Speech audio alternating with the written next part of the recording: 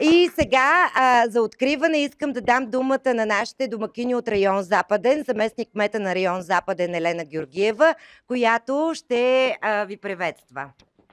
Здравейте!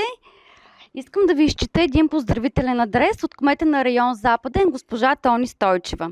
Скъпи участници в проекта 60+, искам от сърце да ви поздравя за вашата активност, вдъхновение и желание да творите.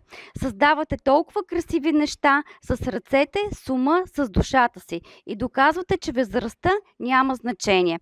Важно е не на колко години имате, а как се чувствате. А вие излъчвате младост, енергия и любов към живота. Пожелавам ви още дълги години да бъдете част от този прекрасен проект. Да споделите своя опит и талант, да вдъхновявате всички около вас със своето творчество и усмивки. С уважение, Тони Стойчева, кмет на район Западен. Искам да ви поздравя и аз и да ви кажа една новина от вчера.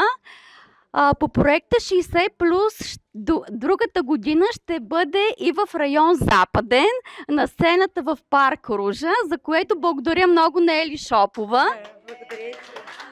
Така че ще ви чакаме на нашата сцена в район Западен да представите всичко това, което правите, което творите и заедно да направим един прекрасен фестивал.